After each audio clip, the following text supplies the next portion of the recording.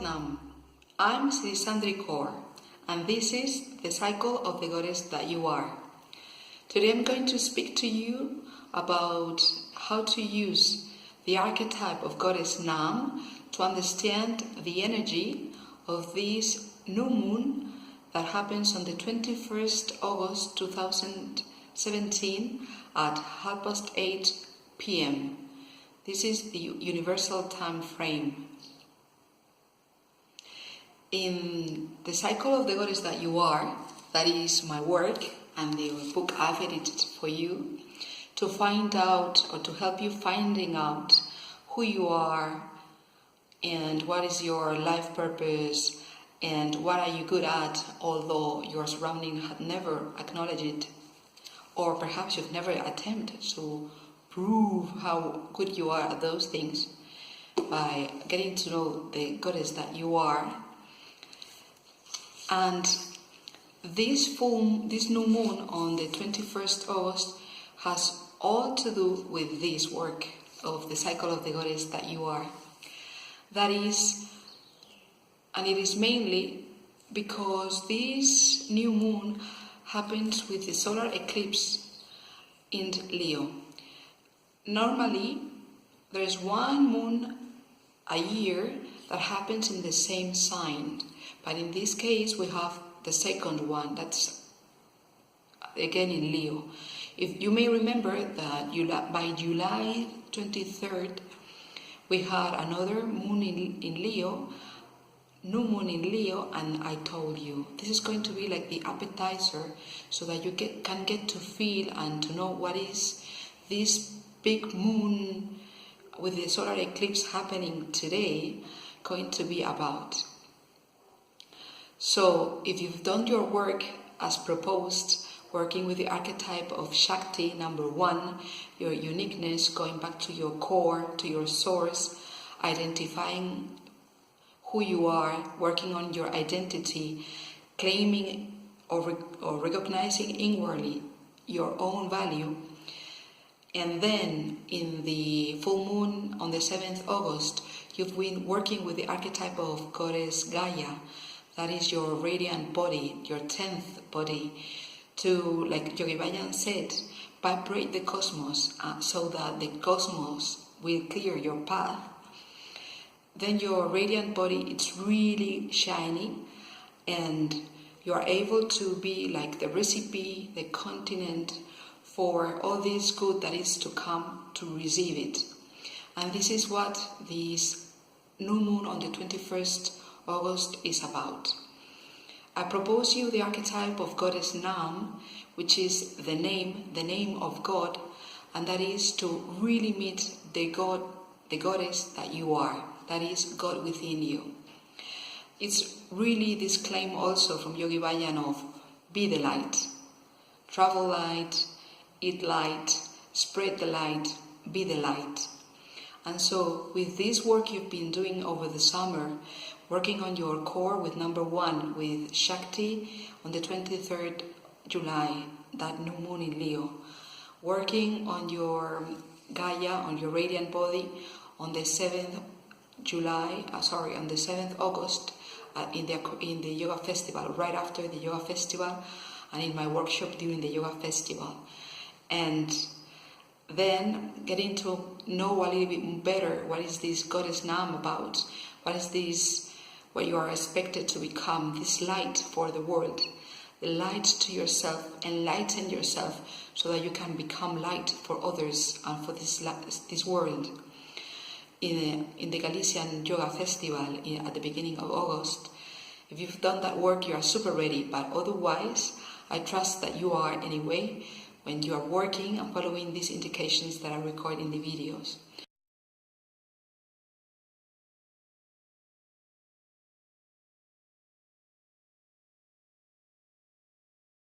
And so, we said the full moon on the 7th August was caused by Rahu Ketu, that is the south node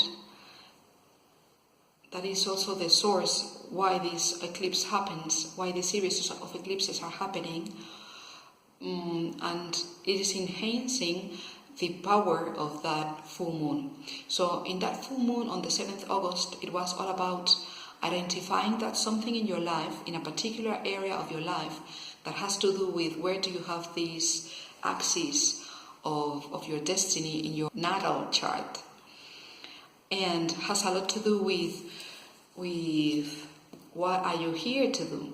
If you already know what is your guiding goddess, you may know by now what are you here to accomplish in this life. And so these eclipses are less painful, let's say, the more aligned you are with what you came to accomplish. And so in August, with recognizing in this full moon what you had accomplished, what had come to its full blooming, and expressed its full potential so that it could not go any farther, you were asked to let go. Rahu Ketu, which is this south node, is all about letting go. And so if you release those things, by then perhaps it feels painful, but now you're more ready to set this new beginning with this corresponding new moon with the north karma node, which is the Rahu. This is the head of the dragon in Sanskrit. And so, as it happens in Leo, it is all about expressing your heart and expressing yourself and expand that with your warm personality. But if you're not really in the spot, if you are not well balanced, you may be experiencing more this strike of pride. And so, as we are coming from this Aquario full moon, it is a point of using your networking, using your friends, and perhaps to inspire others. And so getting surrounded by like-minded people, finding out how they like the work you're doing, what you valorate. That was what we did in the 7th August, so that by now, basing yourself on this community, basing yourself on this networking, and on all this value that some friends or acquaintance of yours may provide for you, so that you can get closer to start setting new intentions that you will be seeing fully completed within 6 months. If I say that you see the full effect of a new moon in 6 months, and I say it's every moon, now it's even more powerful, and now it's even more so that you cannot count and expect to see all what this new moon on the 21st August is bringing with it by the full moon in September, on the 6th September. Not at all. By then, when you're doing the correct steps, you'll be closer. And definitely, it is like the founding stone, so that all what comes afterwards, all that what you have to do, because this is not magic, afterwards has a foundation so that you can build on top of it. But you will see the complete blooming of these intentions that you may write down, or better draw, or just get images together, like to make your treasure map.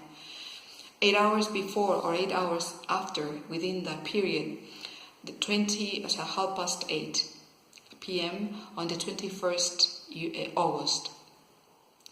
So do like your treasure map, put together all the images of all that what you would like to accomplish within 6 months, so that you can plant these seeds of intention within 8 hours before and 8 hours later, this 8:30 p.m.